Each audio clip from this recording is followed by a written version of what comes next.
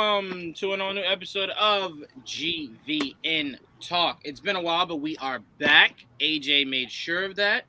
He said he will quit unless we podcast tonight, so here we are. Apparently I cave, right? No, but we are back for an all new episode of GVN Talk. I believe Jamie will join us soon. Jamie said she'd be a part of the stream, so I guess, if not, we will do our best to make fun of her and shame her. But anyway, the one that brought it up, so the very first one, the very first one. So we'll see. Shout out to Caden. We are back. Absolutely. GVN Talk is going to try our best to make sure we do more regular streams. We promise. We promise. But introducing my co-host tonight. First off, with Trayvon. What's up, Trayvon? Hey, happy to be here. I mean, just to be fun. I'm not sure what the topics are, but hey, I'm here. I love to surprise you guys. The only way you guys will know topics when it comes to Friday shows if AJ puts them in the group chat. If not, I love to surprise you guys. Keep you on your toes. Next up, AJ. What's up, AJ?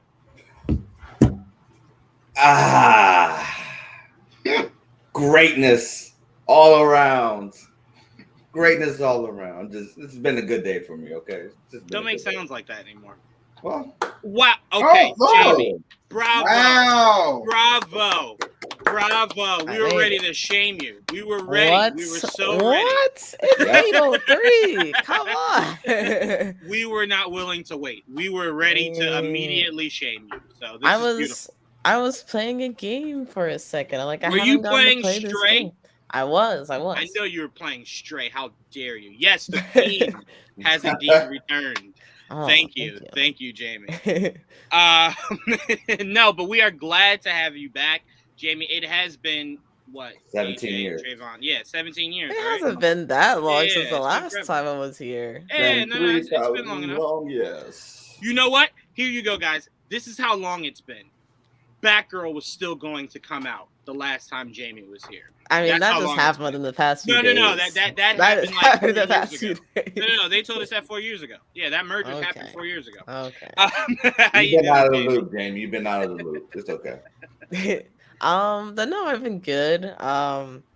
Life has been an insane journey so far, but I've been having fun for the most part, so that's all that matters.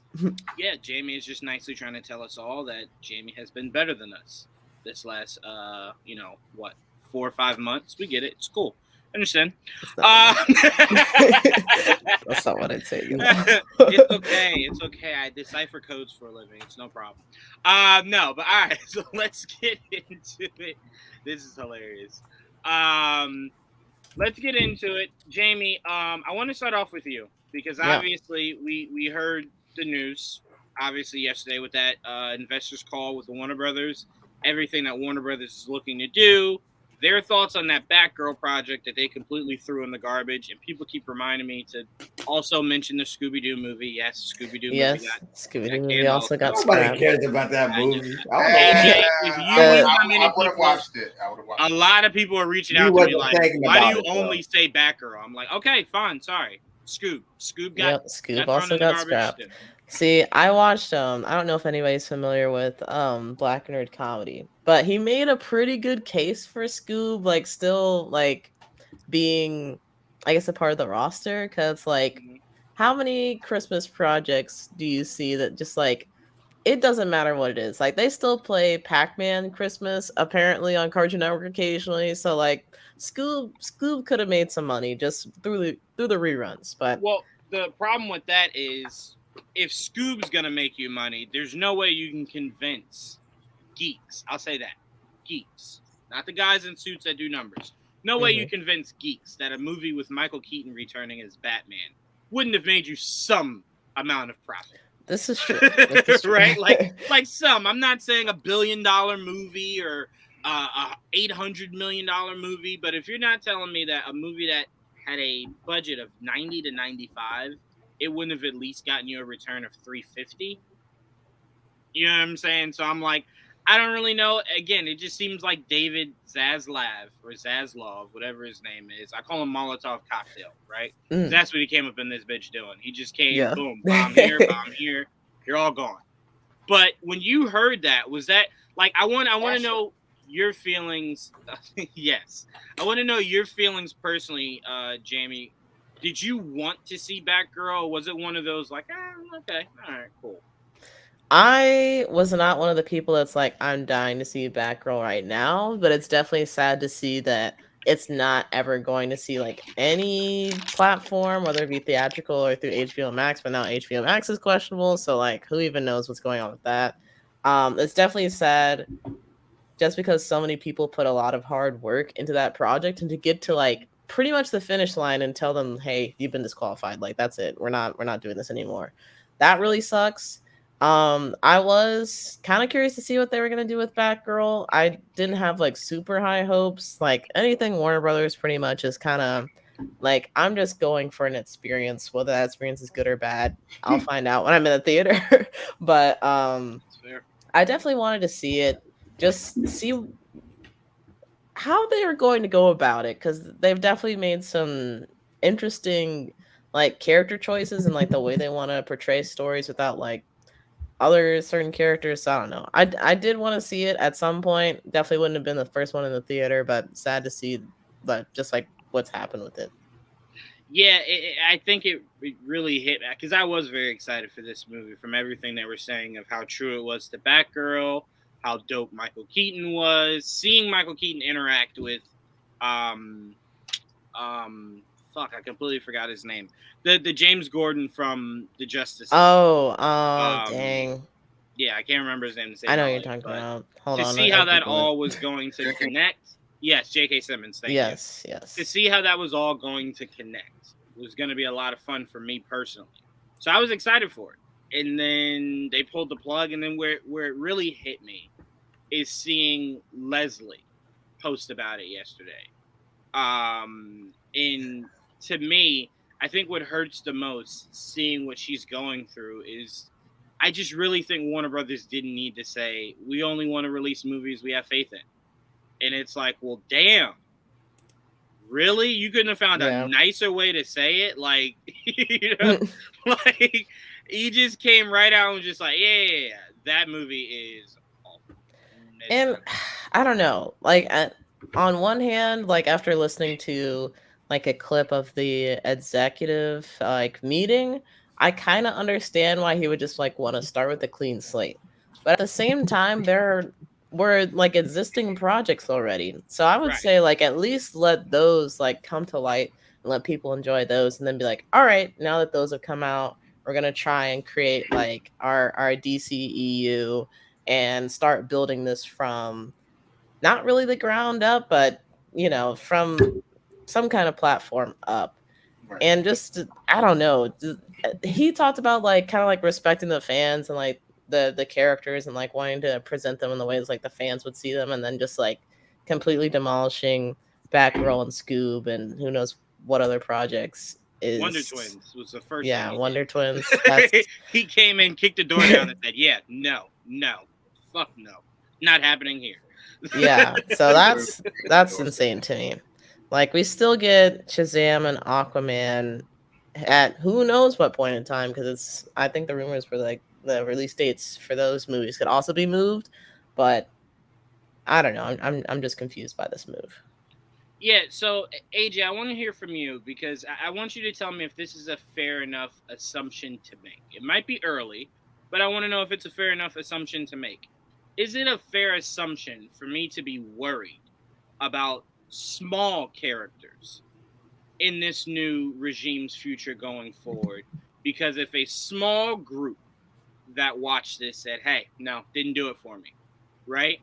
I'm not, and that's why I said people should have to put their names to these statements, because I need to know, was it just a bad fucking movie? Like, was it just horrible? Or was it just because you guys maybe don't know Batgirl or give a shit about Batgirl, right? It's not a big enough name. So then what scares me is, well, if it's that, and I'm not saying it is, this is just me playing, what if to a degree.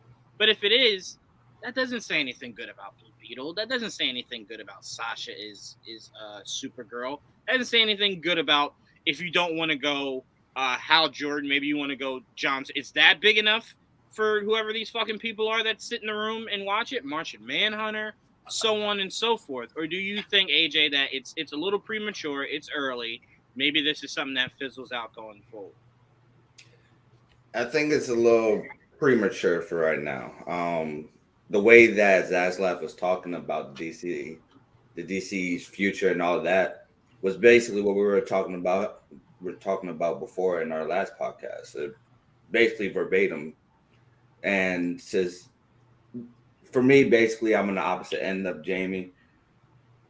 Um, Zaslav is doing the exact opposite of what the old DC is doing right now, basically.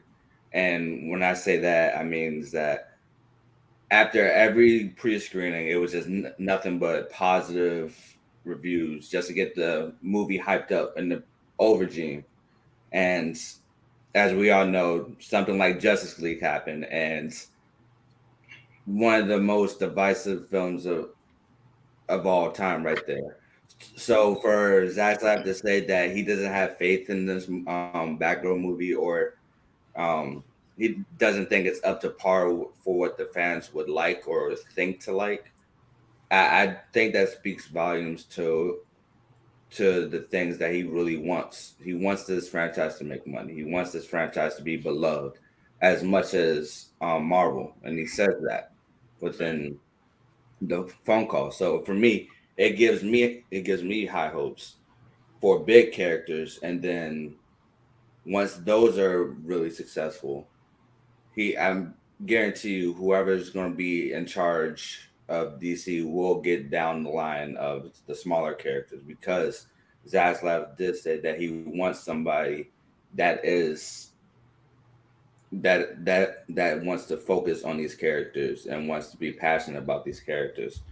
That's why I say he wants a Kevin Feige to be put in charge. So for me, this whole thing about DC got me excited. It got my hopes up a lot. So just to hear everything he said, I'm excited for it. Yeah.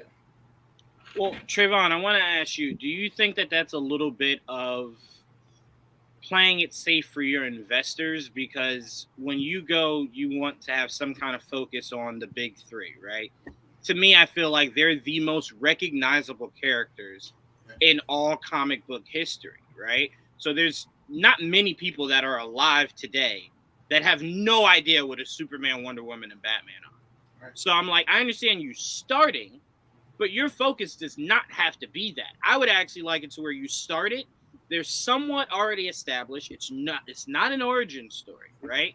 And it's more so what the three of them mean to the rest of the DC universe, right? It's more focused on all these newer characters that are trying to live up to what Batman, Superman, and Wonder Woman have kind of opened up for right. Superheroes. So, like, how do you look at that? Do you look at that as kind of like, well, you know, I kind of get where he's coming from, or do you look at it like, no, that's just a cop-out to let people know, like, hey, we know these three make money, so get ready. We're going to focus on them, get you some money in your pockets, and then maybe we'll start to flesh out everybody else as we go forward.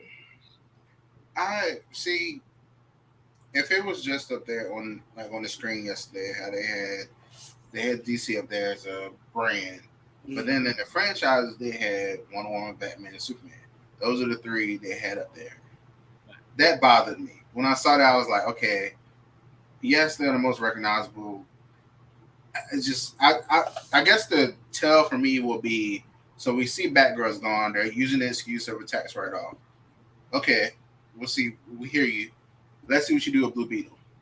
That's like that would be my judge going forward. Like seeing, since that movie is, I believe, done filming. I'd say it's as done as Batgirl was. Yeah, and they made a real suit. Yeah. Like, you know, so all like it's not just a CGI suit, it's a real suit they made. They put some money into this thing. So I want to see if they scrap that one as well. If they scrap that one as well, that tells me that they are focusing on just those real big ones. Until they show me something otherwise, that's what I'm gonna think. So yeah, I mean, that's just how I look at it right now. I really don't think they should have just scrapped Batgirl like that. Like, at least HBO Max. But, you know, I mean, You know? I'll say this, Trayvon, because I do believe there is a balance, right? I get everything AJ was saying, and I get everything you and Jamie are saying, right? So here's my thing: if you wanted to shelf Batgirl because you thought it wouldn't make money, you wanted to recoup, right? You can't tell me that the investment you got back is $20 million for a movie you spent 90 to 95. Because then I go, well, then it wasn't really about the money. You only got back 20 mil from essentially just throwing that and Scoob in the garbage. Now, if you told me you got back 95 to 115, all right, you know what? We can't even argue the business structure of it.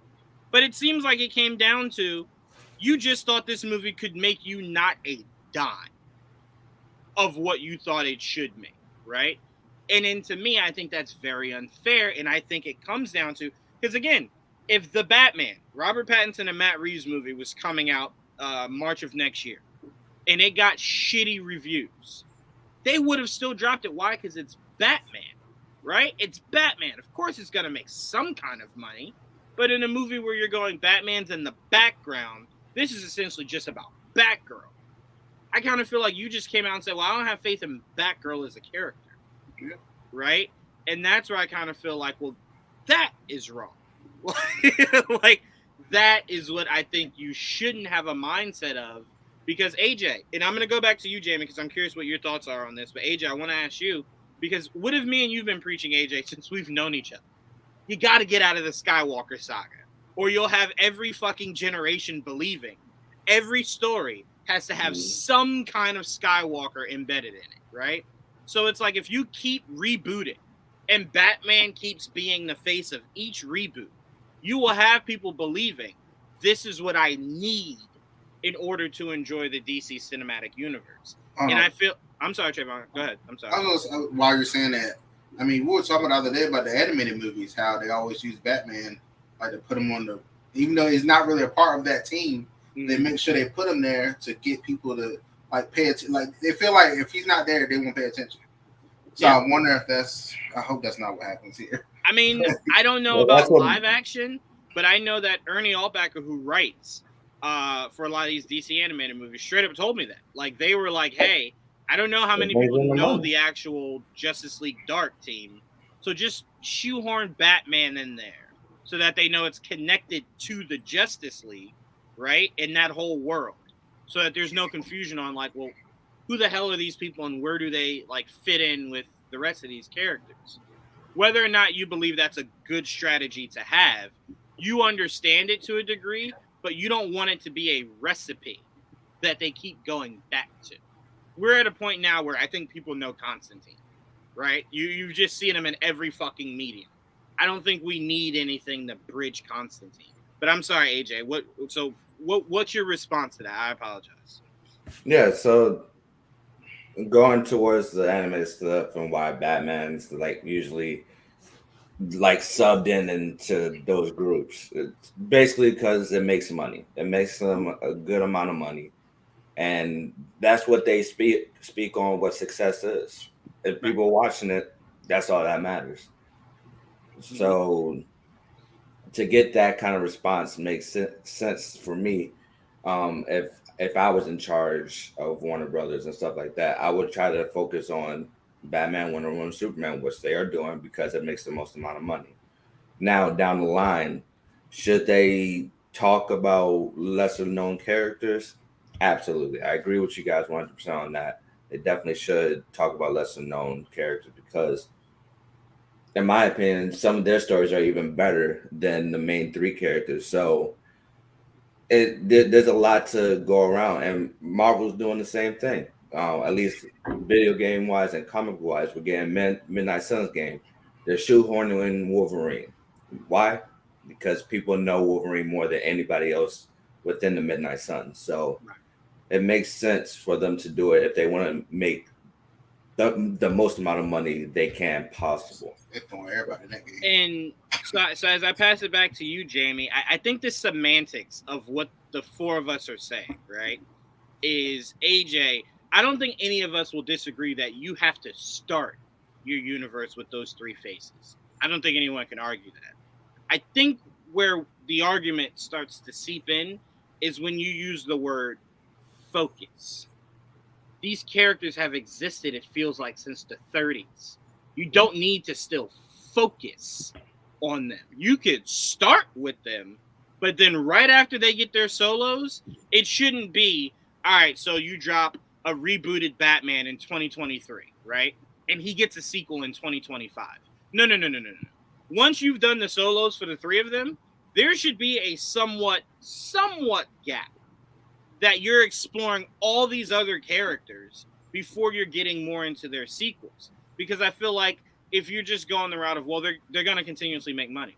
Well, they'll make money whenever you put them out. It does not have to be rushed, right? So you could do Batman, Superman, Wonder Woman, and in between those three movies, you're giving us Jon Stewart, Barry Allen, you know what I'm saying, Hawkman, all those different things. So Jamie, but he did sorry, speak on that. He did speak on that as well. He did talk about how he wanted to also put into focus Aquaman.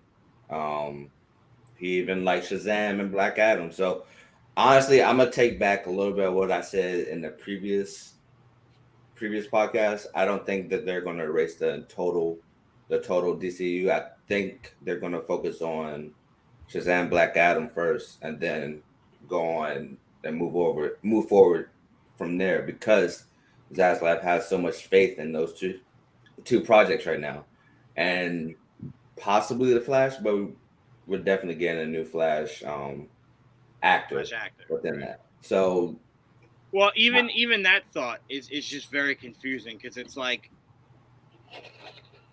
I think if you're going to continue with a lot of the faces we currently have, whether that's Jason Momoa, Gal Gadot, I think the best way for that universe to make sense is if Michael Keaton's staying.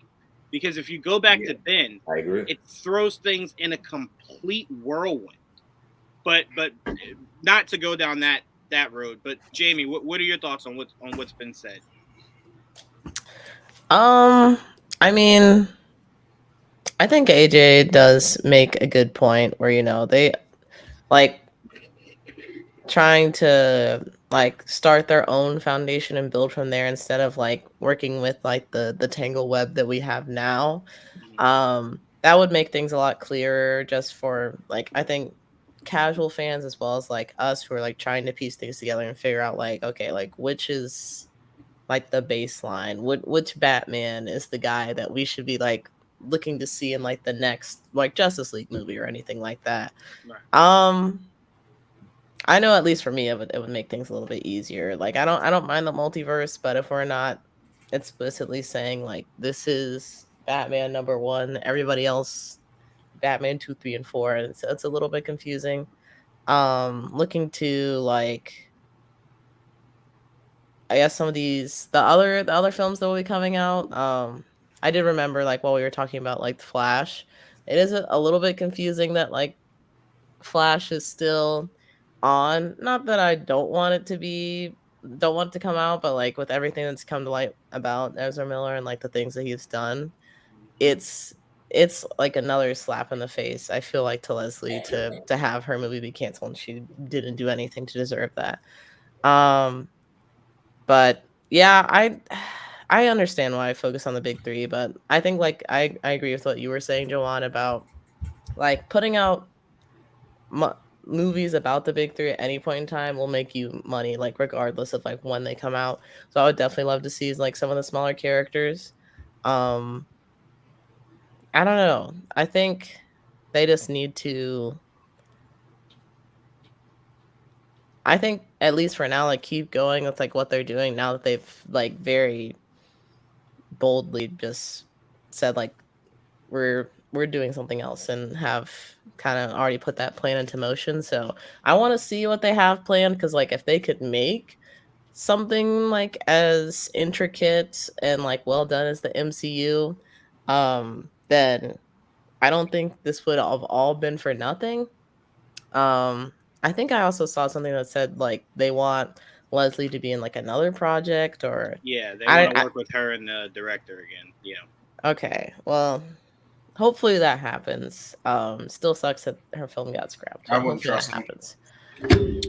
I wouldn't either, but then again, it comes to the question of if Michael Keaton is still their Batman, then yeah, Leslie can be utilized somewhere else, right? Yeah. Or even maybe, I know we said that they essentially scrapped this movie, but if they hold on to it, right, like not completely throw it down the toilet and flush, if they hold on to it, you could essentially just plug it in somewhere down the line, right? Right. Like once you get this universe up and going, everything's looking good, everything's getting positive reviews, maybe tweak it, right? Put money behind it, tweak it, and just put it out, right? So I'm like, again, I think if I'm Leslie, I'm too new in the game to completely turn my back on a possible suitor down the line, but it is something that like I need in writing. Right. That when Right. I Yeah. come back to do this, I'm not filming again for you to possibly shelve it because 12 Right. guys in a room said Give me they my check didn't up like front. Give me my check up front. it. Well, I think all actors get their I checks know. up Yeah, front. they do. Yeah. I think Yeah. they all get their checks up front for reasons exactly. And my projected residuals. Give me those. Give me that too. They'll Hey, get well, all the like, money. pay And me my royalties. everything. And my royalties. Yep. Oh, I didn't even think about this, but like if HBO Max is like collapsing or dissolving, like I was just thinking about this from the perspective of Issa Rae since I started watching like a couple of her shows that have just started to come out. And I know she's already like, yeah, I gotta talk to somebody at Discovery because we not doing this. We're not doing this. But like Titans was pretty much only HBO Max, right? It's not airing on CW, so like what's happening with that? Oh my gosh, they just like blew up everything all at once and it's just caused a panic. Well, Well, I I'll will say say, this. Oh no, go ahead, AJ. Go ahead. Go first. I will say that for me, it does make sense for them to clean house, um, especially with the shows that are lesser important or lesser known to most people. Hmm. It makes sense to me financial wise and to build your own thing within a company, especially since it's not the old Warner Bros. Anymore. You need Right. to make your own stamp on a studio that's yours now. So for them to clean house a little bit, it makes sense to me. And going on with the Ezra Miller thing, I think people forget that this is a business that is not surrounded with ethics. It's more financial based and stuff like that. So you still got to remember, if the Flash is successful, that's all that matters. It doesn't matter what Ezra Miller did, or whoever. And I believe that Ezra Miller sucks as a person anyway. So it it's a tough road. Yeah. Yeah, I think Say it's again, like Trayvon? I don't know. Oh. Wait, hold on. Would you say Trayvon? I said he just won't be interviewed. He won't be in the press run. Oh, they're definitely hiding though. Yeah, he won't Yeah. be. His name will be small. Like they gonna. Mhm. Well, I said if you're try. David, we said this like maybe a month ago, that if you're David, the smartest thing to do is to just restructure this movie and call it an event film. It's not Flash's first solo movie. It's an event film, quite like Captain America: Civil War, right? To where, yes, is this story about Cap? Sure, but did we leave that movie believing that? No, we thought it was just a narrative to push the Avengers, right? So Mhm. to me, it's like Paradox. that's what I'm saying. Call it Very Flashpoint Paradox. Don't call it Flash. Call it just Flashpoint Paradox, or just Flashpoint, right? To where people know it's not a solo Flash story. It's not the focus of his story. The focus is furthering the universe. It just so happens it's being told through the Flash's point of view, right? But go ahead, Yeah. Jimmy. You're gonna say something. I was gonna say, just with like working my internships in California and getting to talk with people in like the entertainment industry, they also are like don't want to work with people that are assholes. So it's like, if you just so happen to fall into one and now you're stuck with them for whatever project it may be, like they'll work with you, but they will never work with you again.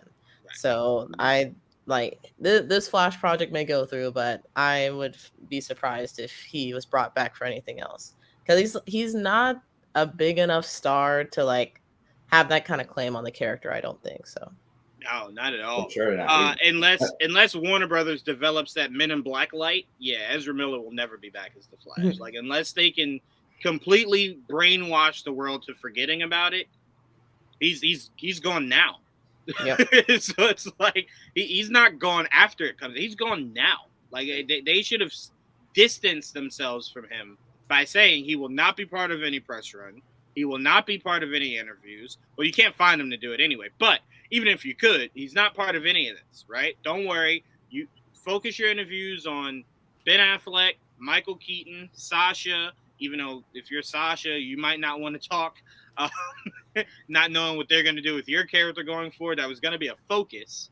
That now it's like, well, I don't think so.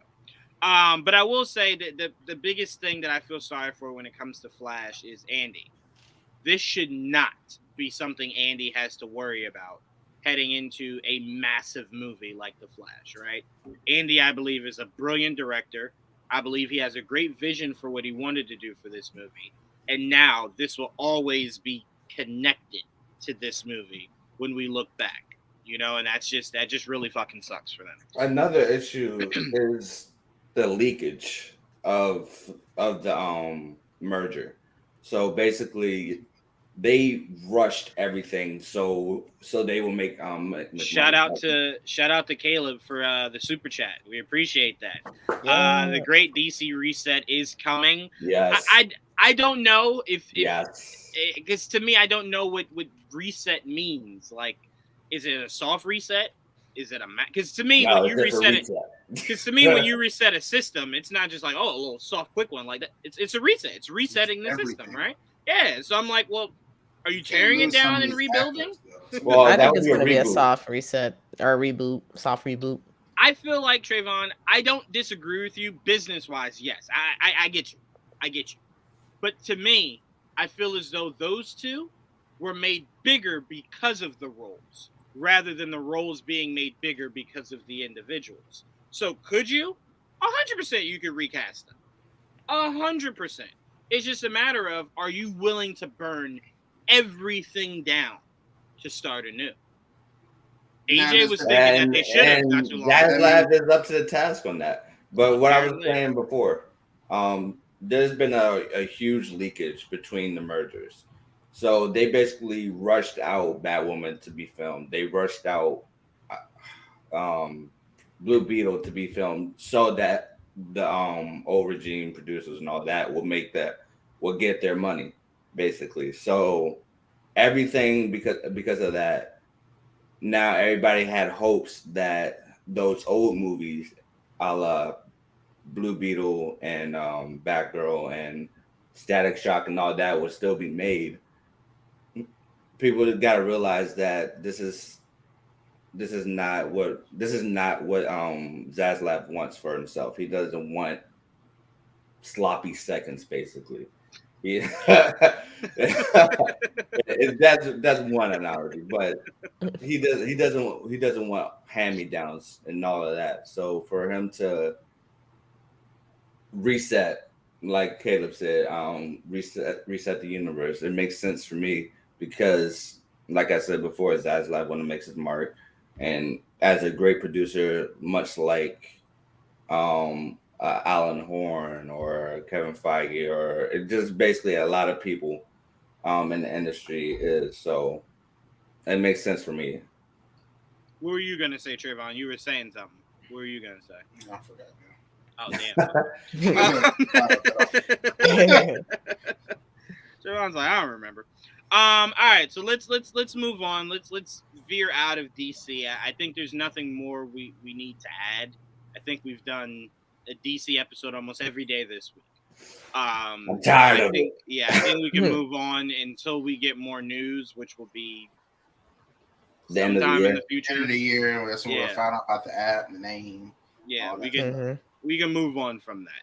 Oh wait, before we move on, Jamie, did you want to add anything about the whole not merger, but merging HBO Max and Discovery kind of together, making one big streaming service?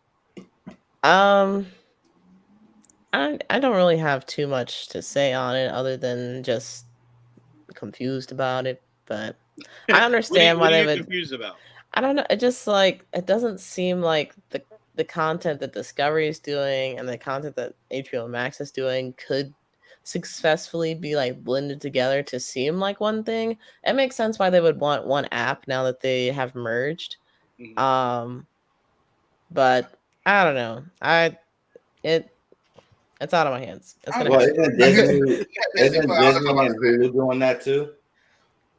Is Disney and Hulu doing I that? would say I would talk about that. I was just Disney Plus in general with them having, I think was it ESPN, Hulu, and what is it? National Geographic. What is it? Well, that's already National Geographic. That's what I'm saying, but it's like that's something so different than Star Wars and Marvel. Yeah, but it's in the same. This is another tab. platform. Yeah, you know. Yeah, I get you. This could be the same.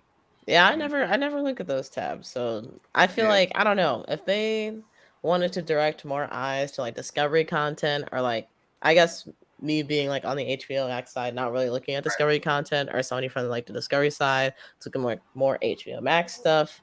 I don't necessarily think that the making one app where everything is housed is like the best way to go about it, unless you're really gonna start being more like Netflix and really letting the algorithm like push things out and be like, hey, I think you'd be interested in this thing. Yeah, I don't know. Do so that's what the the picture they put up whatever day it was. They put up the Shark Week, and I think it was The Rock on the. Oh yeah. I was like, I see what narrating. y'all doing. I think he's narrating something for them. Yeah. So when Black Adam gets on there, Shark Week will be an ad. Yeah. So yeah. Yeah, no, you're not wrong. You're not wrong at all. But no, I like I said, I'm curious how everything fizzles out. Because to me, I just feel like when DC's good, everything's good, right? Like, you know what I'm saying? It just really sucks that they're not good. I was raised on Batman, so to have to sit here and defend this shit, it's just very nerve-wracking. Very nerve-wracking, right? Because people just ask me questions I don't have answers to. Well, what are they going to do with this? I don't know. To me, what are they going to do with this? I don't know. Like, no, go ahead, Trayvon. I understand. To me, it's just always crazy to think about because I was like, we don't want to compare it to Marvel and stuff, but it's like Marvel has figured out a way to, y'all said the B-list, C-list characters and bring them up, but then also they don't even own all their characters, and they're like making deals with people to use them, blah blah. And DC has every single one. I was like, God, it just sucks that they have all these characters, but we only see like 3 or 4 in rotation all the time. Kevin Feige needs to become a tutor, start tutoring some people. Kept doing many I mean, and look, something on Young Justice. That's about where we see all of them. Yeah, let's hope that they continue that for sure. Let's hope they continue that. Really quickly, I wanted to respond, AJ, to something you said about, maybe a lot of those shows kind of being on the out. If they're keeping that Green Lantern show, that is the biggest fucking question mark to me. I could 100% see Titans staying. Because I don't know how you boot Titans but keep this Green Lantern series. I will argue that Green Lantern, the show that's coming up, hasn't been developed yet. So they can still rewrite things and stuff like that to fit their version of their universe. Whereas Titans is already in a development stage where things already been continued and stuff like that. So it makes sense for them to cancel after one season. But you could retcon and make Titans fit. Yeah. You're doing a whole Flashpoint, so you could do it. No, Titans going to announce final season. Doom Patrol announce final season. I don't doubt it. I'm just saying, if this Green Lantern series is still happening, and that show, to me, the way that show was originally pitched was that it was supposed to be concurrent to the movie. So the reason why they couldn't use Hal Jordan and Jon Stewart is because this is supposed to bleed into that movie, right? You're using the smaller Green Lantern characters to kind of put the feeler out for Green Lantern, and then boom, the big movie comes with the two big names, right? But now, if I don't know what the future of the Green Lantern is, this series makes even less sense. So if you told me, AJ, they pushed it, no problem. But if this shit is still happening, as if nothing has changed, then it's like, well, Titans might be safe. Who knows? I think a combined streaming service is a good idea. Disney Plus is probably going to absorb Hulu sometime in the next couple of years. CBS All Access rebranded, and Paramount added all their diverse content. Yeah, I don't think we're necessarily disagreeing that that's a smart model to have. It's just a lot of those other streaming services that are doing it. They just seem to be a little bit more put together. My issue. Oh, go ahead. Go ahead. All right. My only issue with that is that it's data purposes. There's so much content you can only have in one streaming service. Look at HBO Max right now, for example. They have to continuously rotate movies and shows out on a monthly basis, basically. So Harry Potter. Yeah. So well, that's because they were sharing the rights. Yeah, that was the rights issue. But other than that, there's always a rotation, and people do not like rotations because they want to watch what they want to watch, and if it's not on the streaming service, if I want to wake up, it's not just Harry Potter. They keep ping-ponging John Wick too. John Wick is another shared one that they have shared with Paramount. So, but John Wick, you can almost watch at any point in time on TV. You just gotta keep scrolling. John Wick is almost always on. Well, this is why. But there's something to me. There's something unsatisfying about watching it on TV where they take a curse word out, where they can't be as violent, right? Yeah. So it's like, nah, man, come on. I need this on my streaming shit. Like, stop this. Like, if I watch Rush Hour one more time and hear Mother Freaker, I'm gonna lose my shit. This is why 4K and Blu-ray are the goats, and people do not understand this. I'm too lazy to get up to put it in, though. That's the thing. Hell yes, Trayvon. That's the problem. Sorry. Can I tell you, Trayvon? You're lazy to put a disc in. Yes, Can I tell you, Trayvon? Time out. Digital Trayvon, games. I'm not gonna let you. Let me tell you. I'm not gonna let you. That's a whole nother thing. I can't get up. I can't be getting up. I'm not gonna let you take this by yourself, right? Because I'm pre-ordering like 3 games right now, right? Let me tell you, 2 out of the 3 I pre-ordered for digital. Only because I'm not getting up to take one out to put the other one in, and then the next day I might want to play that guy, take that one. I don't want to move. You made this for lazy people. The struggle is so real. Oh my god. Hell yeah. Hell yeah. I don't have telekinesis. My only thing, my thing with discs is like they don't work like how they used to. Like if you had the disc for like the Xbox 360, you put it in, bam, you play the game. Now you buy a disc, you have to download the game onto the console, but then you still can't play the game without the disc. Like at this point, just get rid of the whole disc. But now that they're like, well, at least Ubisoft is kind of robbing people of like certain games that they got digitally. Now I'm starting to reconsider my whole mostly digital library. Like if it's a game I'm really looking forward to, I will buy it physically. Like I will get the steelbook and everything. But now I have to think about it a little bit more. So we'll see. Yeah. The only thing I'm iffy about is the potential price tag of the new service. It's probably going to be $20 a month for ad free and $10 to $13 for ad light. Shout out to me and Trayvon, who got HBO Max based off of our carriers. Right there, one line yesterday. I said, yes, AT&T. Yeah.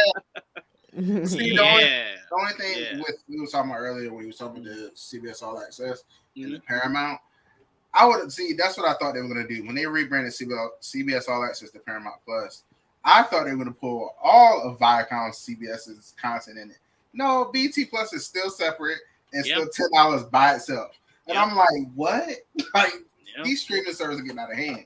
Like, I don't disagree, but again, it's a massive want, right? People want that security of a streaming service. John Wick is a unique case. It's made by Lionsgate, who doesn't have a dedicated streaming service besides their Starz mobile app.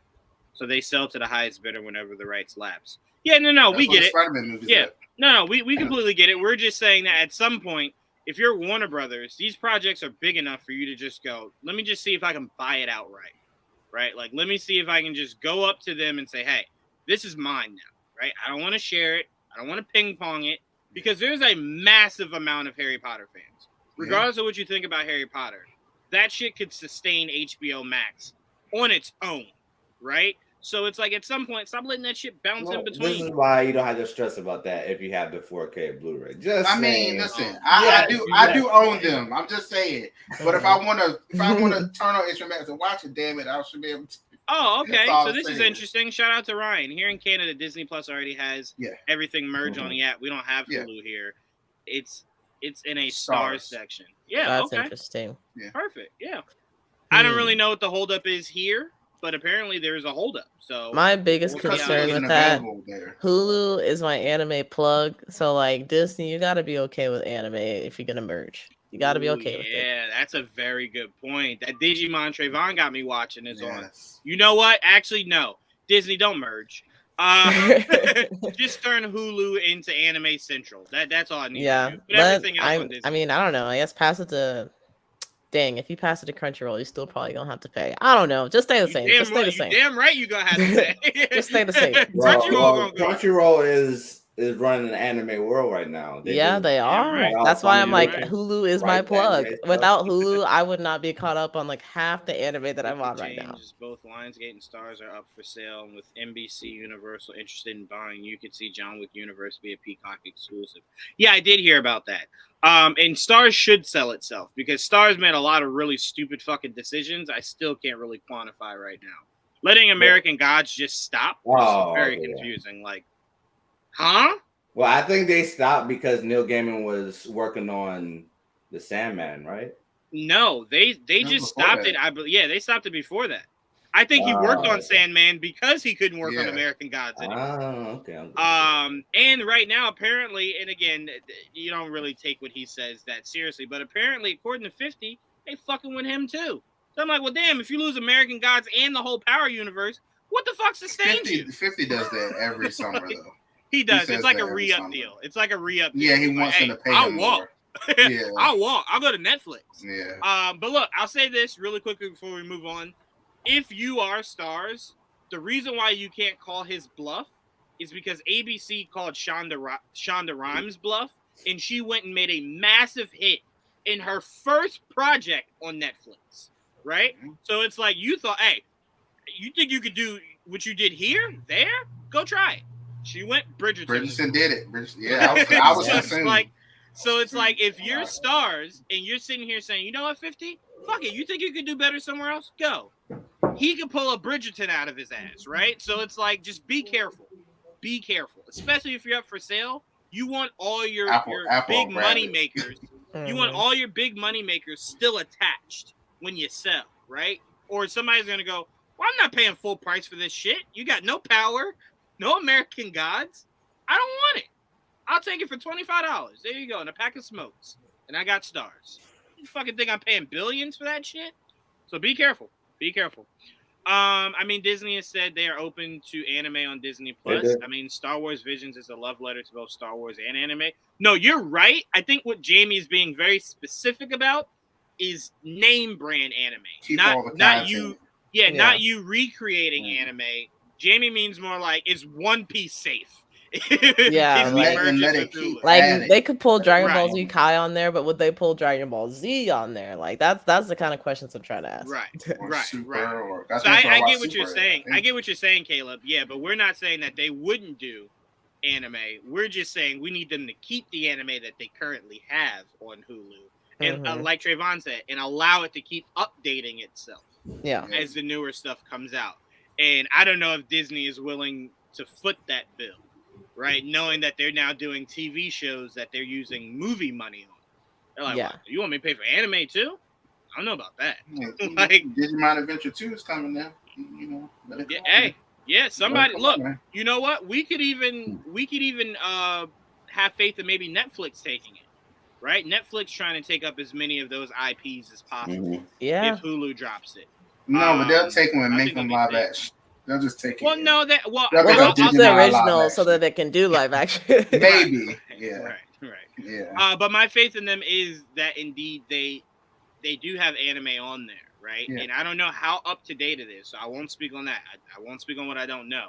But I do know that they value anime very highly over there. Yeah. Right? It's not just like whatever. They value it. Sometimes they ruin that's it. Why I found that's why I found the X-Men ones. There you go. Yep. There you go.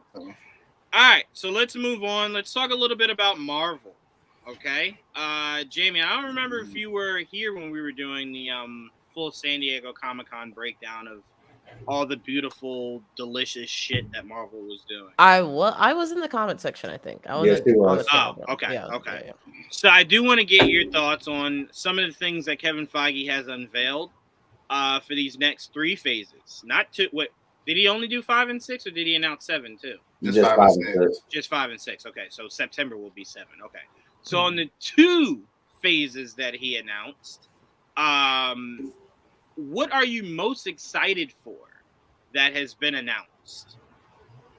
Well, not gonna lie to you, my timeline was flooded with pretty much just Wakanda Forever. And then I think I saw like the poster of like some of the projects that they got planned out, but the most memorable, in fact, you could argue like the only thing I remember being announced really was Wakanda Forever. And to that, I would say I'm very excited to see that. And like, I don't know, having a great trailer doesn't always mean like the movie is going to be great as well. So I just hope like I'm not overhyped from the trailer, but the trailer was excellent. It was very well done, very thoughtful. Um I'm really curious to see like how the movie is going to be put together and just like who the next Black Panther is. I immediately thought of Killmonger when I saw like the Black Panther at the end just because of like the gold claws and everything. Um it's probably not the case, but then Michael B. Jordan, he was on the panel, wasn't he? No. He wasn't? Mm-mm. Maybe I saw an old picture then. But yeah, I was gonna say, because if he was on that panel, that would have confused a lot of people. Like, are you just downright saying he's the next Black Panther? Like, like that's weird. Why is he Never here? mind then. I think I saw the picture and then saw the trailer and just like assumed. Got you. So it's probably not Killmonger then. But excited to learn more about Namor and like the they're Atlanteans, right? The Atlanteans. Mm-hmm. It won't be in the movie, but yes, in the comics he is. Yeah, like in the movies they made it more realistic to Mayan. To that whole why am I completely forgetting the word I'm fucking thinking of? Goodness gracious. That whole culture. So it's more accurate to the culture of Mayans rather than I think you were trying to say culture, Juwan. Yeah. More so to the culture. Thank you, AJ. But yeah, and they want to obviously try to do their best to further separate it from Aquaman. Right. So we know Aquaman has gone full deep into Atlantis. You want to stay away from that. Even though, fun fact, Namor was introduced before Aquaman was. So, just a little fun fact. Yeah. He existed before him back in those old Captain America comics. He existed. So, suck it, Aquaman. But yeah, so they're going more for culture. But to your point. And he had the hots for somebody's wife. I can't remember. Reed. Oh, it was Sue Storm. Yeah, Reed's wife. Yeah. That's but to be fair, there are very few people in Marvel Comics that were not hot for Sue Storm. Like, everybody loves that. One of the two. Yeah. Sue was just like, God damn, y'all. Like, do I need bug spray or some shit? Like, enough. Right? Like, Stark was married and was just like, God damn, Reed. You see Sue today? He was like, hey, you talk about my wife like that. Like, my bad, dog. Like, keep my wife's name. Yes. Reed Richards had to be the original Will Smith. Yes, he laid the groundwork for Will. But no, I'll say this. I don't think it makes sense. But in a world where nothing makes sense, I guess Killmonger is an option. I'm just really curious as to why you hide who that was in that suit, right? Because to me, I feel like anyone that knows the comics immediately assumed it would just go right to Shuri. Yeah. Right. Even if you don't know the comics, just knowing royal bloodline, you kind of assumed it would go right to Shuri. Mm-hmm. So it's like, to hide it, who are you hiding? You know, well, it creates conversation, and it worked. I think it would have also created conversation if you showed her, right? Because it's like, oh, okay, well, how long is this gonna last? Is she the future? Mm-hmm. You know, there was I'm really bad with character names, but like the Queen of Wakanda, the new queen since is it Rwanda? Rwanda? Is it Rwanda? Ramonda? I don't know. I'm just gonna refer to her as the Queen. that's accurate enough.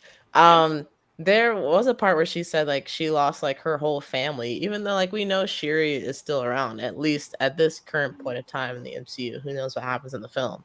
So maybe little cousin, I don't know, steps up. I have no idea who no, I mean, a lot of people were theorizing that when she was saying that might have taken place during the blip, during the timeline of the blip, and Shuri did get blipped. That's another thing. I do remember hearing that, and I would be like, unless it was like a very small section of the film, I'd be slightly confused as to why we would go back to like the time when we were like when people were blipped, because it's like now it at least for me it feels like it was so long ago in the MCU that we like that happened and that we kind of talked about like how that affected people. I feel like Falcon and the Winter Soldier, at least for me, like if that was like the last mentioning of like what happened during the blip and like how people are reacting to like everybody's return, like I would be okay with that. So I'm curious if it did happen during the blip, how they're going to discuss that, but then also bring us to the present. Unless this is a movie that's like put in the past. I don't know. Narratively, I could understand it because she could be saying, because remember how quick Wakanda was to get over T'Challa to now award Killmonger Wakanda, even though obviously T'Challa was defeating and whatever. So there might be a lot of questioning as to how can she rule Wakanda, right? Like a lot of people may be challenging her, not believing in her, and she might have been saying like that might be like a flashback of her saying like, "Hey, I lost my husband and my 2 kids not that far from each other. What else do you guys need me to give to prove?" You know what I'm saying? That I'm here, right? Like I'm here and I'm giving it my all. Or it could be a point in the movie where Shuri recreates the herb, and you have to essentially be like to a degree dead, right? To fully like engulf the herb. So maybe she does that and she thinks she's dead. And she's like, well, shit, I just lost my son. Now my daughter's gone. But really, Shuri's not gone. She's just transitioning into the Black Panther. So I'm like, there's ways it could work. But I tell you this, for damn sure, she might win an Oscar off that shit. Yeah, no, that was like that was an excellent performance even just in the trailer. Yeah. But like when she was saying that section of the speech, like saying like, I've lost everything, it almost seemed kind of like she was saying like Wakanda's like the most powerful nation on the planet and she's lost everything. I feel like it was kind of like a call to action, so to speak, where it's like, hey, look, I'm from Wakanda and we've lost like so much and we're the most powerful nation in the world. So if you guys aren't trying to prepare for possibly Namor, like Atlanteans to come, like, can you imagine the destruction that's going to happen? Like, I feel like that's what maybe she was saying, but I don't know. I can also see it as it being like a beginning scene, basically setting up what happened to Wakanda during the blip and then progressing forward to the present. So for me, it was really 5 years though. It's a lot of time. Right, but it's only been a year mostly. But also remember this, Trayvon. We have no idea yet, and I'm not trying to make sense of this. I'm just stating the facts. We have no idea, timeline-wise, when they're saying T'Challa did pass. Right. Oh, no, yeah. So it's like, it could have been closer to right after they finished defeating Thanos, like a month after that, right? You know what I'm saying? So it could have been, you just lost him. Maybe Shuri's gone, right? Like, she leaves after the funeral, whatever the case may be. And she's like, look, I have no one. This is all I have left is defending Wakanda. At least let me do that, right? But I took it more so, Jamie, as I believe we might get a more comic accurate Wakanda again, to where they shut themselves off from the rest of the world. They're just like, nah. We gooch. Go ahead. Y'all do it yourselves. Y'all talk so much shit. Y'all got it. Go ahead. Deal with it yourselves. But I am very excited for Namor, because the fact that they put flooding Wakanda in this movie so close to Secret Wars warms my heart. AJ, that was because of the Phoenix Force, so I'm wondering how he's strong enough to flood all of Wakanda. Because that's not a power set Namor has, right? Well, was it all of Wakanda, or was it just the throne room? Oh, I'm saying all of Wakanda because I don't know, but maybe it could have just been the throne room. No, none of them have the ability to. They can't control water at all. Not enough to fully. Okay, I'm sorry. Hold on. No. Let me be more specific. I apologize, Trayvon. In the comics, Namor gains the Phoenix Force. and that gives him enough power to fully flood Wakanda, right? So I'm like, this movie is obviously doing a version of that. So I don't know, is all of Wakanda flooded or just the throne room? But to me, I feel like if it's just the throne room, is that enough of a point? Like, don't you want to kind of take most of Wakanda It's the with most you? disrespectful point. It is. It very much is. It really is. Yeah, that's not false. That's not false at all. So I'm very obviously we know they're not doing Phoenix Force. I'm not trying to add that narrative in here. I'm just trying to say I wonder how strong they're willing to make Namor in the sense of this movie. So I'm very curious how that all pans out. So AJ, I want to ask you, man. So we know we're getting Kang, right? Me and Trayvon joked about this a lot. We believe Phase 7 and on will be the Galactic Saga, right? And that'll go more deep into Eternals 2, Galactus, all those bigger than the universe kind of villains, which obviously leaves the door open for Dormammu and all that kind of stuff. Where do you see the MCU going after this Kang saga is over? Like, what do you think their focus will be, knowing that it was the Infinity Stones, then it was the multiverse? What do you think now will be the focus of the MCU going forward? I think this is going to be a resting period after okay. Secret Wars. So Really? I believe after Secret Wars is going to be a reset, and it's going to focus on Fantastic Four and X-Men for at least 2 to 3 phases. Think like more grounded villains. So basically, heroes. Yeah. So basically, in Loki's, I was going to say season 2, but Loki season 1, He Who Remains does talk about the what is it, Multiverse of War, and how it basically resetted the universe, and he did it in his image.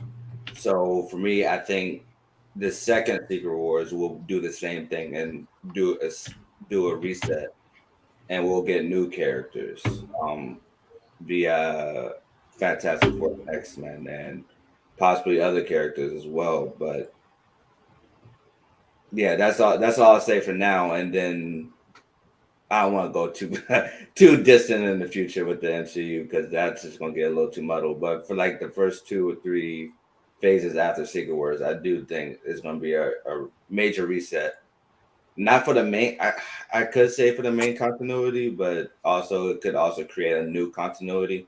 But like I said, that's just going to get things muddled a little bit. But yeah, I think it's going to be a reset. I don't know, because you're giving Falcon his first Cap movie next year or the year after, right? Mm-hmm. So you're going to have to give him a second one. That'll be somewhere in there.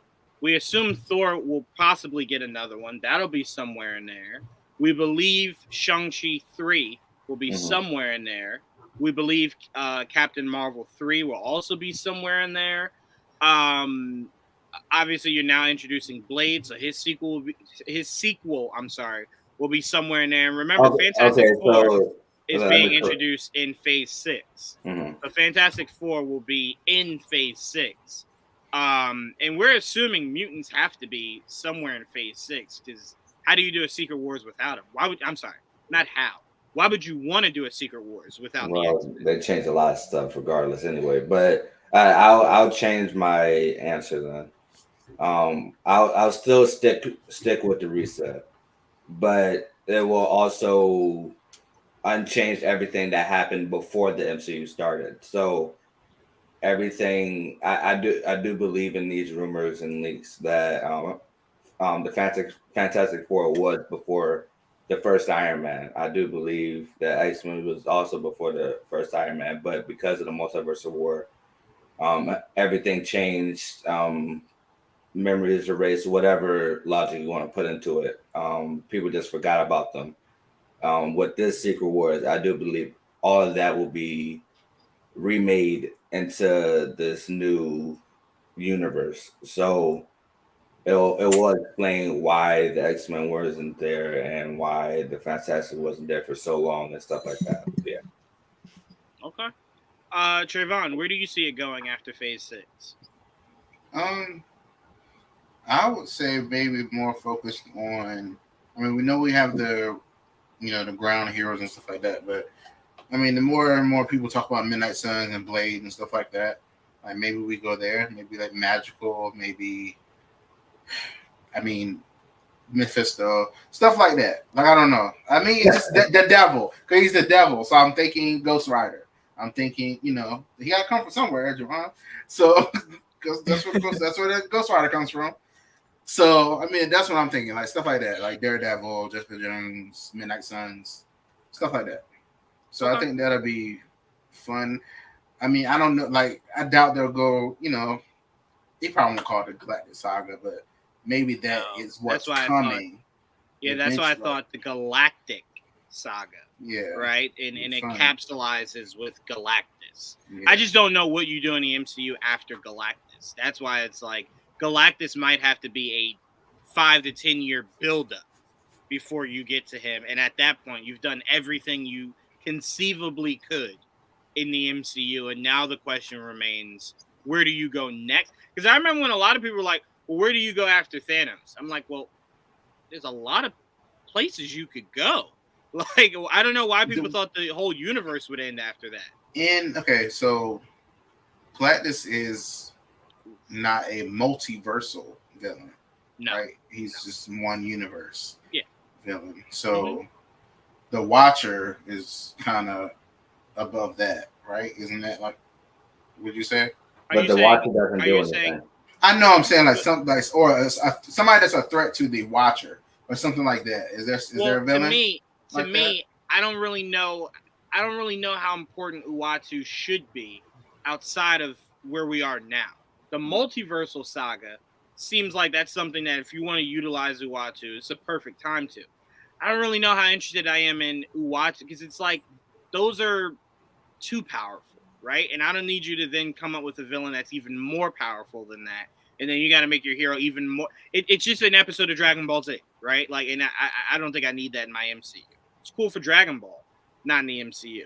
So I'm like, I'd rather you just leave him out of it. But if you were going to bring in Uatu, the multiversal saga that you're in right now is a perfect time. Like I could see Uatu saving the Avengers at the end of the Kang Dynasty, right? Like at the end of that movie, and preserving them and telling them what they need to do to beat Kang in Secret Wars, right? And then it's like it's essentially Kang and his whole universal side versus our main continuity side, and it's kind of just Uatu kind of telling them, coaching them into how to defeat Kang, rather than like AJ said, actually physically stepping in and trying to like fight, because once you do that, it's like, well, then you're gonna have people like, well, shit, just call Uatu. Why the fuck you need Thor? Call that guy. Let him come save the day, So that's why it works for What If, but I don't know how it works that much in live action. Maybe Doom will take advantage after the Secret Wars is over. I pray so. Maybe he'll be watching from the sidelines like, what the hell are they doing? I pray so. So, in AJ, you can speak to this more. Obviously, knowing Nathaniel Richards, right? Knowing Nathaniel Richards and knowing how Nathaniel Richards matters and where we're heading, right? If they choose to go that route, I would love it if it turns out that the reason Kang was able to get the power he has is because of the lineage of Reed Richards, right? And Doom is looking at it more so as, I'm not here to take over the world. I just know I need to stop that motherfucker, because if I allow that bloodline to continue, this could happen all over again. So he kind of feels like a martyr to a degree, right? And it's like, well, clearly he's a bad guy, but he thinks he's doing the right thing. So he becomes so engulfed in the next saga because he's trying to stop Reed Richards from what he thinks that lineage will become, right? So I'm like, I would love Doom to kind of just slip right in and go, I know magic, right? Because comic accurate Doom loves him some magic. And I'm also one of the smartest motherfuckers in this universe. That would be a very formidable. It would be, but also don't leave out Trayvon. You got that Magneto homeboy sitting right over there who can cause some noise himself. He's sitting right over there. Right across. He could be something big that they got to deal with also. And then, again, mentioning bringing in your girl, Scarlet Witch. How does she fit now? Is that her actual dad? Is that just a father figure?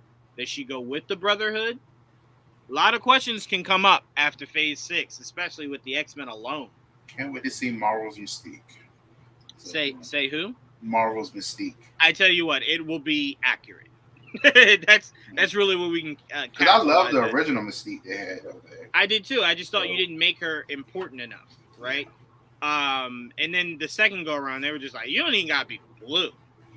Like, do what you want, girl. Blue, white, black, whatever you want. Or she was painted blue until she didn't want to be. Then it gave her a blue suit. I was like, oh, okay. You can tell the difference. And then Mystique being a good guy, like so much of that was just like, what the fuck are you doing? Like, do you just not know the character? Anyway. And then she died and I celebrated. Okay. I mean, hey. I was sorry for that part. Hey. Not gonna lie. I was like, yes, she's gone.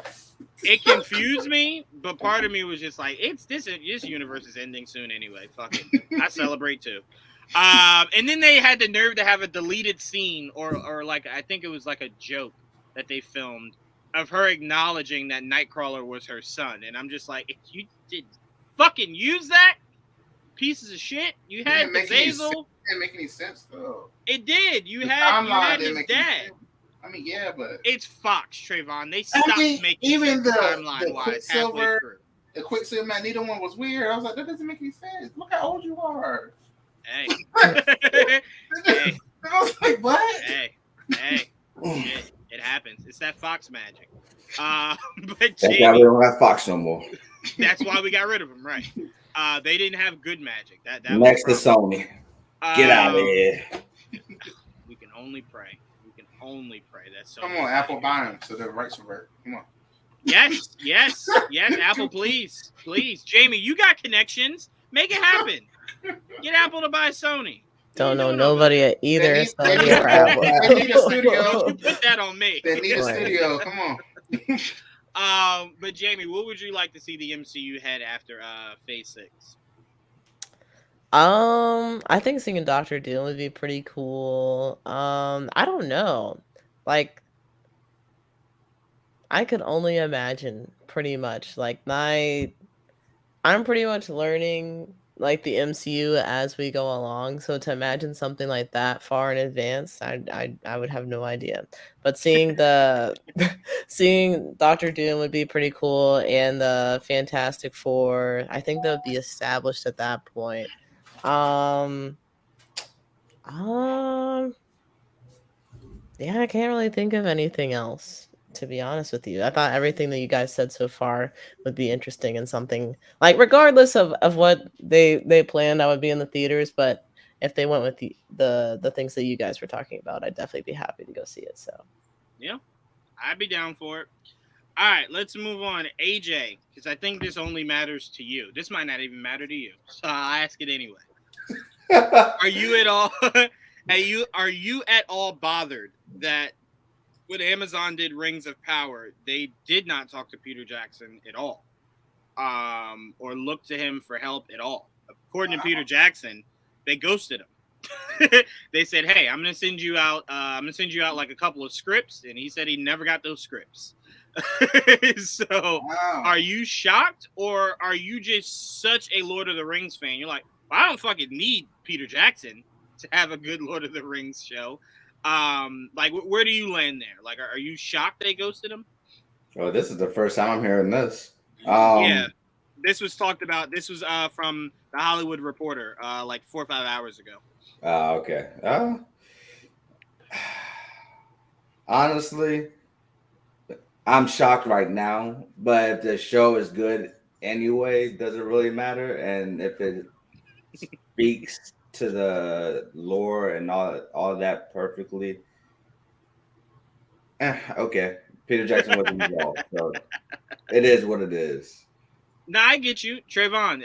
You were shocked, like that's like when you hear about a franchise or a brand like that, and the person that's associated with it, when you hear they didn't talk to them at all, that's like just like how I feel when I hear about some of these Marvel directors. They were like, "Oh, I didn't watch the thing before this." That like WandaVision, I didn't watch that. Like, what the hell you mean you didn't watch the show that made her this?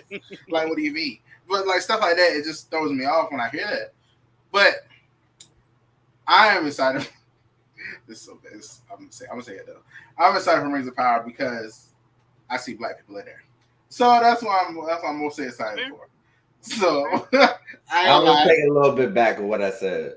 Honestly, I would be mad, but I'm not that huge, like a huge fan of Lord of the Rings anyway. So I'm not as mad. But I was thinking if the Sandman people didn't get Neil Gaiman to help them out with the process, then I would be pissed. So I think it should work the same way. So whoever's like a huge fan of Lord of the Rings, your anger is noted, and I can't be mad at it. Right. So yeah, I'm very worried about Avatar, The Last Airbender on Netflix. Oh yeah, that's completely out of my mind. With no credit. I'm watching it. There's an Avatar. What? The show they're doing a live action, but without the Avatar. Wait, what?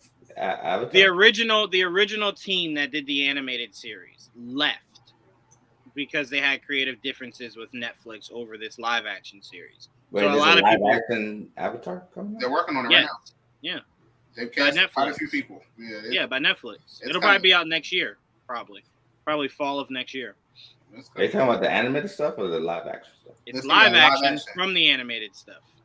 They're also doing more animation stuff. I just felt with all right.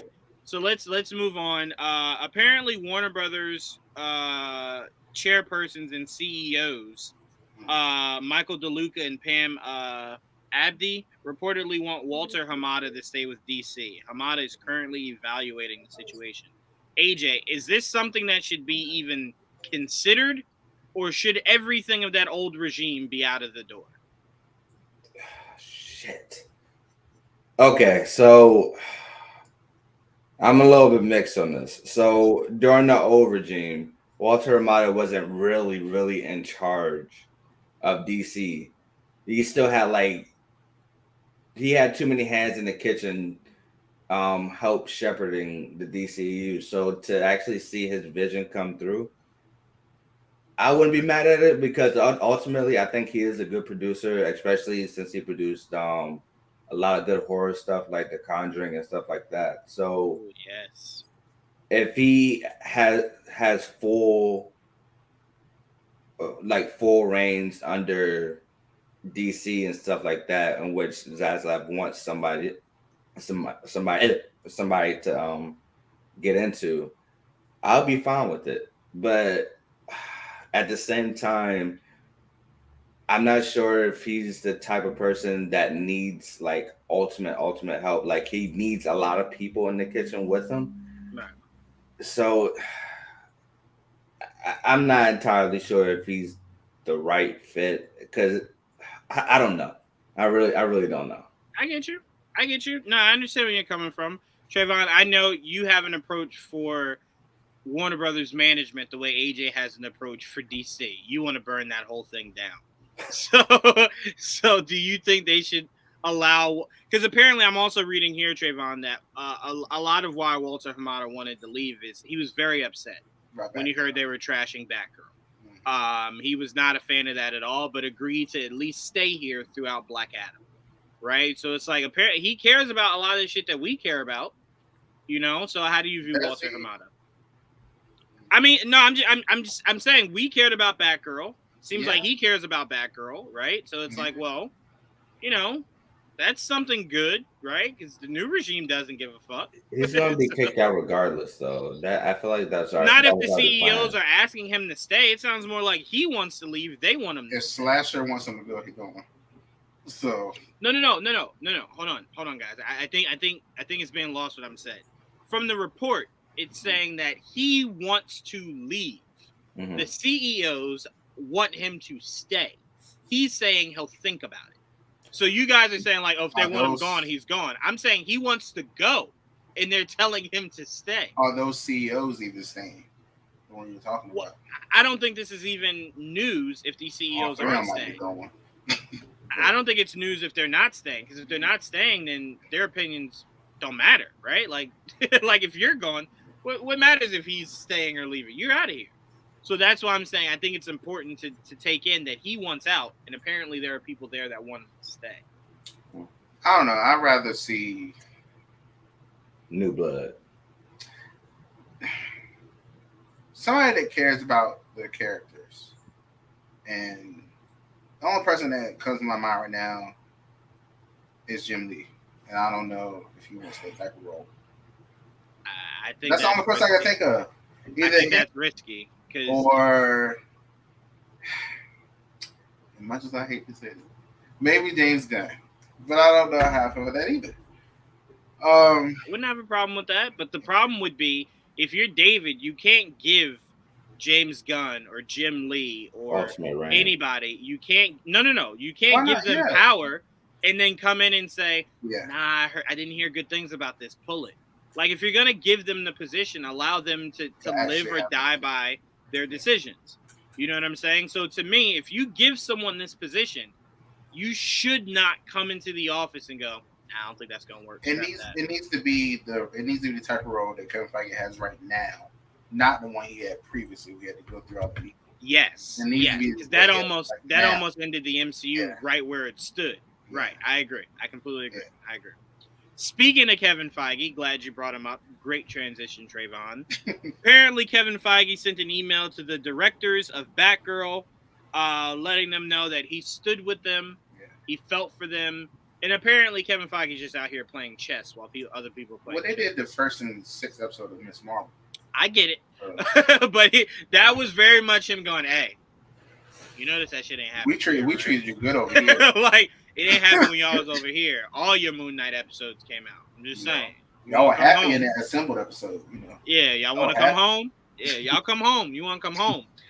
No, that's not really a story. I just thought we'd have fun with that. All right, let's see what else we got. We're not going to be here too much longer. Oh, okay, that's what we could talk about a little bit, because I do want to get a little bit more from Jamie before we get out of here. So, AJ, currently, Sandman is sitting at 85 or 84%. Deserves 105. Can you let me set up the question? Let me set up the question. I was about to ask, is it too low? Should it be higher? Yes, should be higher. For sure, 100%. I don't disagree. I'm loving everything I'm seeing about this show so far. You know what? I'm going to jump out on a ledge. It's way better. Not slightly. Way better than American Gods. Way better. The stories, the visuals, everything about it is just, I thought they had more freedom. I thought they had more freedom here than they did. I don't know if I can say that. I don't know. I never heard that Starz was restricting them. No, they were. Or something. Okay. Well, I mean, when you see massive orgies, when you see massive orgies, it's like, well, what didn't they allow you to do that you wanted to do? Like, that's a pretty wild shit. What were you trying to do that they said no to? Remember Mr. Nancy? Yes. Yeah. Oh, well, no. Remember, Mr. Nancy wasn't an issue with Starz. Orlando's issue wasn't with Starz. It was with the current showrunner. He had a beef with the showrunner, and Starz chose the showrunner over Orlando. So that was the issue there. Yeah, because Tia actually did an interview with Orlando where he went into all kinds of details about what happened. He even said a lot of the cast members didn't even reach out and support him. So Tia did a whole interview with that, but I'm loving everything about it. And look, I'll never say this again in my life because I don't like I don't like telling this person that they were right, but almost everything AJ said to expect from Sandman, almost everything I've been seeing so far. So I'm really interested in seeing it. I'm shocked. You're shocked. I'm really excited to see this show, but I know it looks what's wrong looking for? It looks crazy, but it's like, is it for everybody? Like, is it a show that like you can watch it with your children? No. It's just the way it looks. Mm-hmm. It doesn't look like from the trailers I've seen, from the things I've seen, it doesn't look like it's something like it's for everybody. It's for me. What do you mean? I don't know, just the look of it. I don't know, just something about the way it looks, the trailer, the way it's like. No. I get that part. What do you mean for everybody? Like, what do you mean? This is going to be like a universal show for like everybody to watch. To me, I think so. Did you consider American Gods? No. Oh, well then no. No. Well then, if you didn't consider that, then no. My God, is not no. a universal show for everybody. No. No, I'm with you there. Yeah, no. I But assume it's it would be phenomenal like show. that. That's why I was like, if it's like American Gods, but like more freedom, more probably wilder, I can only imagine. So Pretty fucking wild. Yeah. But they just went bigger with the visuals. Everything about this is just bigger. Good. Right? Like and it's like in 3 episodes you get that. There's 10.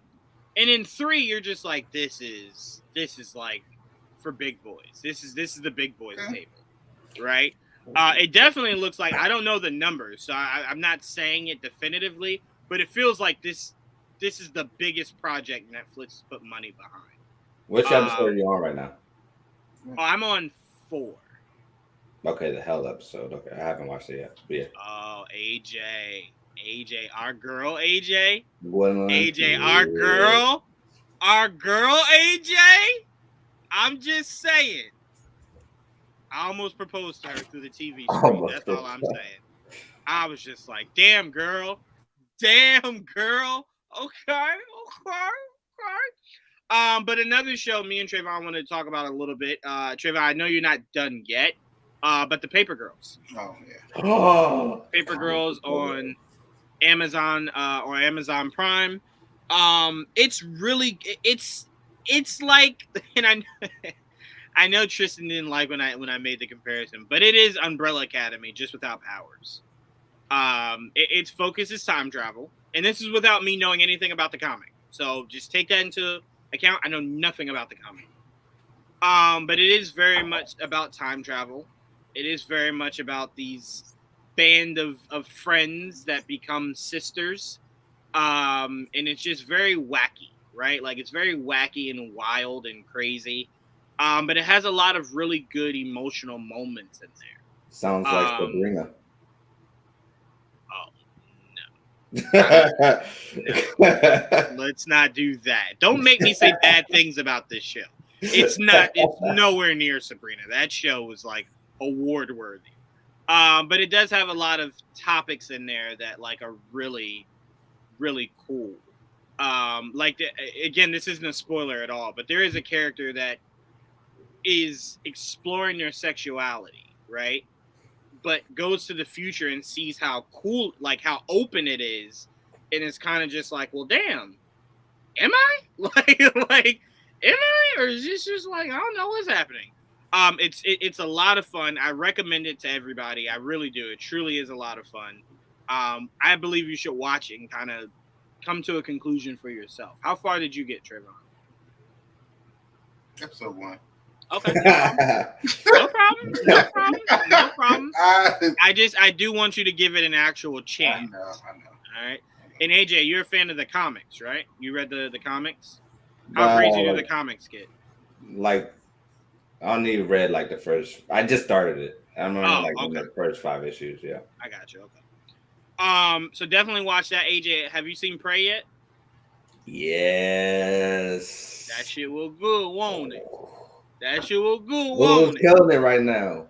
First with Prey. First with Princess. Now with Prey. Oh, actually, first with Fresh. Yes. Then with Princess. Then with. I will say this under a competition. Prey is by far the best Predator movie. I don't even think it's close. Yeah, I agree with that. I don't even think it's close. I'm sorry, Arnold Schwarzenegger. I'm sorry, everybody that did Prey. Adrian Brody, everybody. This is by far the most authentic feel to what I think people always wanted a Predator movie to feel like, right? And I thought it was genius calling it Prey, right? Like, I thought that was so awesome, calling it Prey, leading into what will in the future be called Predator. I thought that was awesome, calling it Prey. So much about that was awesome. The lead of that movie was freaking awesome. I need to interview that director immediately. Because, AJ, we're not going to give any spoilers, but that bear fight, holy shit. Like, oh my God. That was intense. Woo! Yeah. That was intense, and I had to only watch it on a computer screen, right? I didn't even have it on my TV, and I was sitting there like, I can't even breathe. Goddamn. Oh, Lord. But, man, was that movie phenomenal. This weekend. Trayvon, definitely watch that. There's nothing scary about it. Just know it's very suspenseful. Oh, I very was going to suspenseful. watch it anyway, just because y'all were talking about it. That's why I asked. Damn, I have to watch all this stuff first. Is Aliens part of Fox as well? Yes. Yes. Yep. I need a shared universe. It's not. No. I'm not sure. Yeah, they're making the Alien show. Remember? That's coming. No. Too. You're not wrong, but I do remember there was a time where that was supposed to be on HBO Max. So I'm not really sure if it's a shared property. What's his name? Noah Hawley? No. Oh no! I'm sorry. Right? I'm stupid. Right? No. Yes, Noah Hawley. 20th century. Trayvon's right. I'm thinking back to when it was part of Fox, and Fox was probably sharing the property. But now that the rights reverted, yes, you are absolutely right. We can get a shared universe. Yeah. Disney but we had one before, AJ. We had one before. We had one twice. Wait, what? We've had a shared universe twice. They literally made Alien vs. Predator. Oh, no, I know that. I just need a revamped one now because this a better one. Gotcha. That's an IP. That's a good IP to mine. I just don't know how is the way you started with this. I'm just, you know what, AJ? I would have to see what Prey 2 or Predator or whatever they call this. I would have to see what that looks like because this is so far back in history. Yeah. Right. That is like, how does an alien movie work? Because it feels like you got to go to space, right? You got to go to space first, get it, bring it back, and now it's on Earth. But how do you don't got no spaceships back in the native Indian times? Like, how the hell do you do that? So I would have to see. They can always. Predator time. Yeah. Yeah, that's what I'm saying. I just have to see are you planning on making a sequel to Prey or just like progressing it and it's just part of that universe of the character. That's all I'm saying. Once I see that, then I can go, okay, now I see where Alien or the Xenomorph.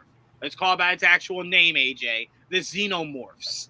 Then I can kind of realize where you can kind of fit them in there. But damn, Prey was good. Holy shit. FX. All right, so Aliens is doing the FX. Got the movies. FX. So yeah, I'm very much looking forward to see what Noah Hawley does. Because remember, Noah Hawley was supposed to do Dr. Doom. So it's like I'm very curious what he does with Aliens, and if maybe Feige circles back around to him, like, hey, didn't he do? You can do that. No, that's not sitting down there. Didn't he do what? What was the show? Legion. Yeah. Yeah. Was that him? Okay. Yeah, that was Noah Hawley. Yeah. That's why everyone got excited when they were like, hey, he could be doing Alien and Doom. We're like, well, yes. Yes, I'll take it. I'll gladly take it. I'm upset about The Gifted. Why? Because I liked it. Yeah, but the whole world rebooted. I like Polaris and stuff. I trust me, there was no bigger fan of Emma Dumont than me. When I got a chance to interview her, I was trying my best not to cry. But to me, she was a sacrifice for us to get proper X-Men. So I'm okay. But that show did a lot of really cool things. It did. Like playing the animated theme as somebody's ringtone was really fucking dope. Like they were just doing a lot of cool shit. But for me, it was a needed sacrifice, and I'm okay. I'm okay with sacrificing. You guys been watching anything else that you want to tell the people that they should be keeping an eye out for? Doga, the dragon. I think it's called The Dragon's Blood on Netflix. Season Dota? 3. Yeah, Dota. Yeah. Book 3 comes out next week, so I'm very excited for that. I'm on my rewatch of that right now. Also, Uncharted dropped on Netflix. The new the movie that came out in theaters, AJ. Oh, I was like, yeah, that's just for streaming purposes. Yeah. Well, they made a show though. The Ninja Turtles animated movie based off of that weird animated series for Nickelodeon that came out today. Is that the one where they got powers and stuff? Yes, where Raphael, for reasons I don't understand, is bigger than the rest of the turtles. I don't really get it, but okay. But yes, they have powers. Like I remember watching the trailer for the movie, and they were like, "Without our powers, what are we?" And I was just like, "I'm sorry, what the fuck am I watching?" Like you're Ninja Turtles. It's literally in the name. What do you mean without my powers? What am I? What the fuck you been training? This sound like a Power Rangers line. Yeah, like without my morpher, what am I? Do you know how to fight? Yeah, well, fight. The fuck? Like, and then powers come back. Yeah, I'm like, that's very confusing. You asking that, but anyway. So there's a few things. AJ, is there anything? Obviously, Bullet Train dropped. Dropped yesterday. Phenomenal. I haven't seen it yet. Yeah, I haven't seen it yet. I plan on seeing it myself. So fun. But that dropped, so that's something I got on my list. But anything else you guys want to suggest? You say about Nope? I said I'm watching Bullet Train and Nope tomorrow. God bless. Did you not like it? No.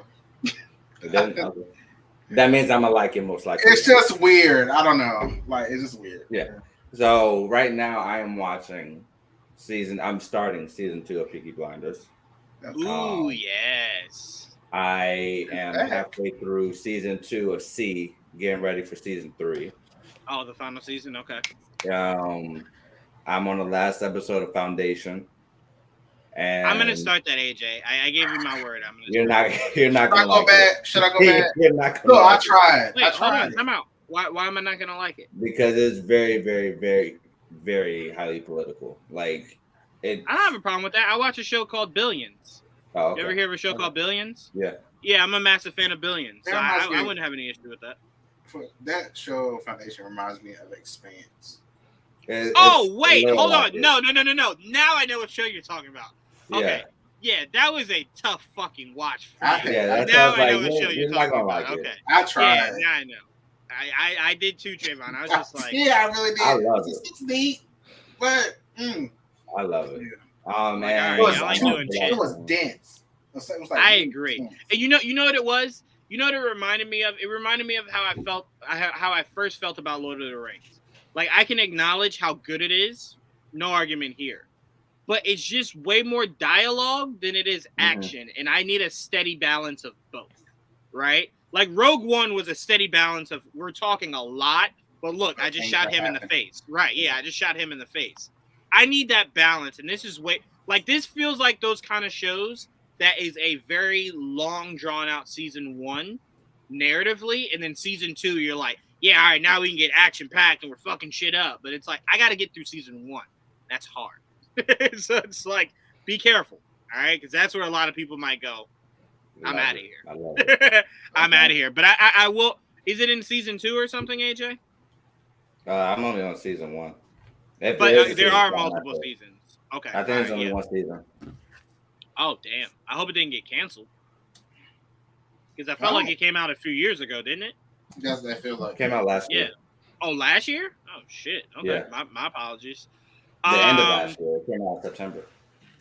Oh, shit. Damn, AJ. Wow, okay. Sorry, I'm completely fucked up right now. I thought this shit came out like 2 years ago. But what else you been watching, AJ? Irma Vep with Alicia Vikander. Okay. So good. But yeah, that's all right now. Okay. Oh, and of course the Sandman. But yeah.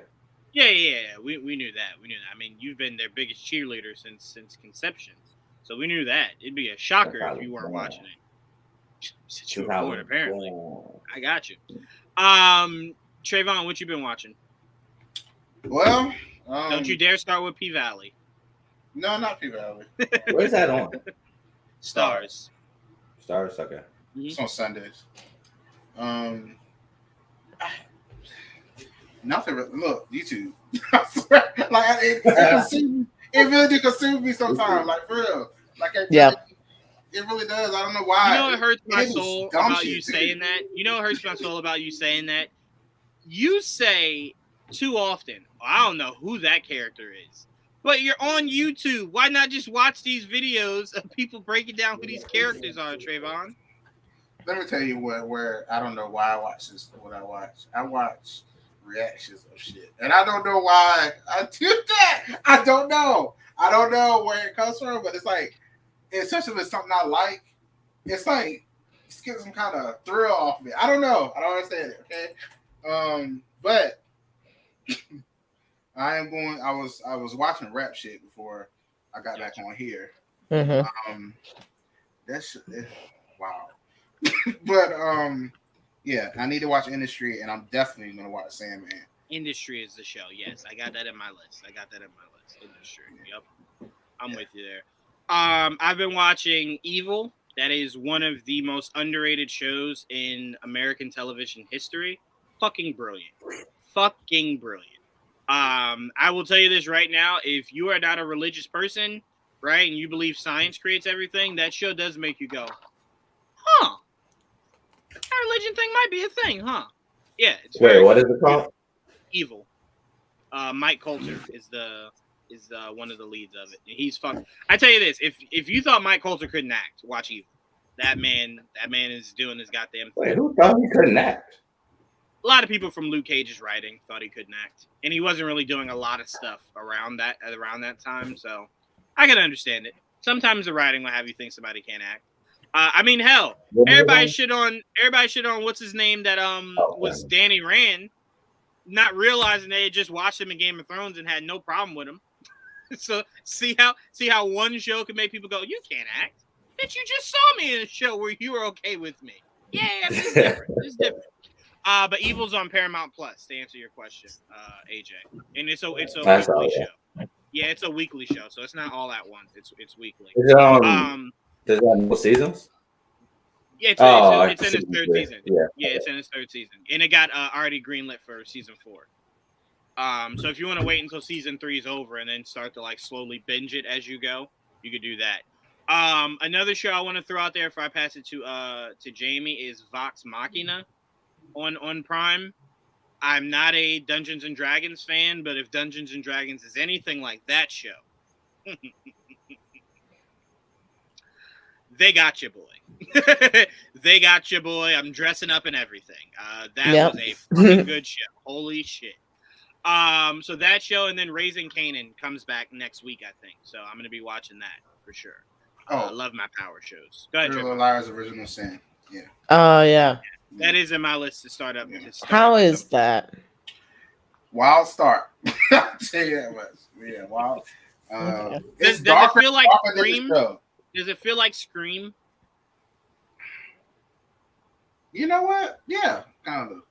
Or not Scream. I'm sorry. I know what you did last summer. We'll say that. Does it feel like that? Yeah. Okay. Definitely get that vibe. Yeah. All right, good. From the start of the show. Yeah, you get that vibe. That. Okay. All right, cool. So I definitely have that on my list. But to end this out for tonight, Jamie, what you been watching? I watched like the first 3 episodes of Sandman today. Mm-hmm. I'm going. I'm like I'm okay with the characters so far. Wait, the way Jamie said that was like, I get paid to say something nice. So yeah. Well, you know, showing. AJ loves it so much. I don't want to just like tear it apart. You already disappointed me, Jamie. It's all right now. I'm sorry. I've been watching Sandman. It's something. It's something. It's watchable. You know, it's just like I don't know the character like that, so I don't want to spoil it, but I don't know. Did you like it was American a rough start Gods? for him, huh? Did you like American Gods? I haven't seen it actually. Oh, okay. Oh, okay. No problem. But, definitely put that on your list for sure. Okay. I've been watching rap shit. I was like, I don't know. I'm for it, but also concerned. I'm just really the show for me is just it's funny how it uses the themes of the City Girls real life, which is really funny to me. I was real surprised at it. I've never heard someone describe a show like that. Like, it's all right. It's very problematic for Black people. It's problematic. It's problematic. It is. I feel like the big thing for me is just like the way they're presenting the story, like through the phones and stuff and all that. And I'm like, that's very stylized and unique. I don't know if it's my kind of unique yet, but it's very stylized and unique. I'll give that. What else have I been watching? Oh, you're talking about the lives and stuff and the story. Yeah, the lives and the stories and all that. Okay. It's definitely not like the standard multi-camera or like single cam setup for like a drama. So gotcha. It's like a little bit of adjustment period, but I still like the story that they're like giving us so far. So and I've been watching Sweet Life Los Angeles season 2. I swear to God, I thought you were going to say what is that? Same thing, AJ. Same thing. And I was about to say they brought it back. No. Never know. Hey, man, I was about to start screaming. Is that a reality show? Yeah, it's a reality show that's also produced by Issa Rae, where she follows like people that are supposedly like trying to make their way through the world, but also like throwing parties on yachts and like having all these expensive things. So I was like, they kind of sound like they made it. I don't know how they're affording these things, but You're on I the don't Issa know. Rae kick over there. It's yeah, a little bit. I don't know. It's She like out both her here. shows hit at the same time, so Yeah. been absorbing a lot of her content. Been watching some like travel shows on YouTube where they go to different places and try different foods. What the hell Yep. is I wrong like with those. y'all? I like those. Yep. I like those. Yeah. Listen, man. I'd expand my palate, Joanne. I'm trying to make myself a more well-rounded person, okay? So I'm absorbing this content so I know next time I see it, I could be like, oh, I know what that is. And people be like, wow, so educated, so brilliant. If it happens like that, okay. Yeah. Let's see. Oh, and I think the last thing is the Resident Evil series. I'm finishing that up. Finishing that up. It's too much content. I tell you what, that Resident Evil series to me was just as confusing as the Mila Jovovich one. Like it made me no clearer on what these Resident Evil games are supposed to be. Don't count on like any kind of like adaptation for the screen to give you any kind of clues what's happening in the games. That's never how that works. So I don't have to worry about that giant lady with the hat popping out. Honestly, they would probably make a lot of money if they did put her in something, but they probably won't. You know how many stands she got? Like a lot. I saw Lady Dimitrescu at Comic-Con, and I only saw one really, which was interesting to me. But I was like, "Oh my god, there she is!" But is that how you said it? Yeah. Oh my god, there she is. But I honestly think that even though this Resident Evil series is not that great, it's probably one of the better like Resident Evil stories that I've seen put onto like the silver screen or like the streaming screen or whatever kind of screen you're watching it on. I don't know, like it has like a mostly straightforward story, I'll say. A mostly straightforward story. Mm-hmm. And it does surround talking about like the T virus and like getting a little bit more scientific with it, which I thought was interesting. So I don't know. I'm giving it a shot. And most of the cast is people of color. So I'm going to support. I supported it. I watched every last episode and it ended. And I'll say this, there's a lot of great performances.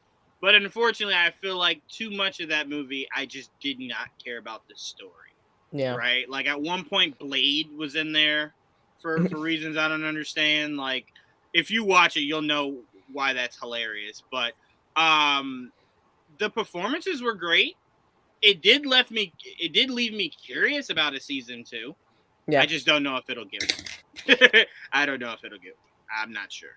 I'm not thinking it will, but you never know. I guess you never know. You never know. We've been shocked before, right? So, yep. Might happen when we least expect it. But guys, please make sure you are hitting the like button, the subscribe button. You're commenting. Let us know what you guys want to hear us talk more about, what topics you want us to utilize, especially for the Sunday shows. Tell us if you want us to make sure that AJ's not a part of next week's episode. Just whatever you guys are feeling emotionally, you let us know in the comment section, and we got you, okay? We got you. All right, don't you worry about it. I won't be here next weekend. If you want Trayvon to do a show just about rap shit, let us know. We got you, okay? Just let us know these things. All right? Put in the comment section. We got you. But if you guys have not, please make sure you go check out the Last Scares podcast. They have their own YouTube channel. What? They're doing things out here. They got their own YouTube channel. So all their episodes are there. Make sure you guys go check them out. They had an episode last night. It was an amazing one, so make sure you go check them out. And we will see you guys Sunday, when apparently you guys asked us to do a podcast about the worst DC animated movies. So apparently we will have to dig into the worst of those movies. Shout out to Ryan. Great stream as usual, ladies and gents. You're doing awesome. Thank you. I hope you have a great night. You too, Ryan. We appreciate you. Ryan. You too. And again, shout out to Caleb for the super chat. We appreciate you for that. Yep. And again, guys, I'm trying. Put the pressure on Jayla. I'll say that. Put the pressure on Jayla. But I'm trying to set up a massive Halo stream for the GVN channel. I'm trying to do it. I want us all to go live, play What, you Halo talking about together. the game? Yeah, no, not watch the show together. Okay. What? I was Yeah. about to say. No, hell no. I'm like, What? Okay. Hell no. I was like, good luck with that. Hell no. Nah, I want to Okay. shoot some of y'all. Like, I want to go pew, pew, pew. You know what I'm saying? Yep. So I'm trying to Okay. set that up. Hey, Trevor, you ain't say nothing but a word. Where my goddamn controller? I'm ready. I don't even know what my controller is. Oh, here we go. I'm ready. You ain't say nothing but a word. I'm ready. Right here. I got that thing on me. Look, we all ready. AJ, where you at? What you got? You don't have an Xbox? Hold on. Oh. Nope. You better not pull out no goddamn PlayStation controller. I'll end this. Dirty motherfucker, you. But look, I'm trying my best to set it up. Like I said, in the comment section, put all the pressure on Jayla, and we'll try our best to make this thing happen before the end of August. But I want to do more streams like that. Like every other weekend, we get together, play some games for a few hours. All right. Have some fun. So I'm gonna try to do that. Put the pressure on Jayla and Jamie. Let's do that. Put the pressure on both of them. What? Okay? I think you meant to say Jayla. Let's go, Jayla. No, I don't know. You had another J name in there. Yeah. I don't know. What? Jawan, Jayla, and Jamie. There I you think go. you're breaking up. Shotgun. I can't hear you. Swords and shotgun. Let's go. Yeah, come on now, Trayvon. You already know. If I find that bazooka, ooh boy, I'll be behind you, slashing you. Yeah, you probably will be. One thing I wanted to ask really quick. No, I'll ask it when we end it. But thank you guys for tuning in. Make sure you like, comment, subscribe, and like I said, put all the pressure on Jayla and Jamie so we can get this this gaming stream happening. But till next time, guys. Peace.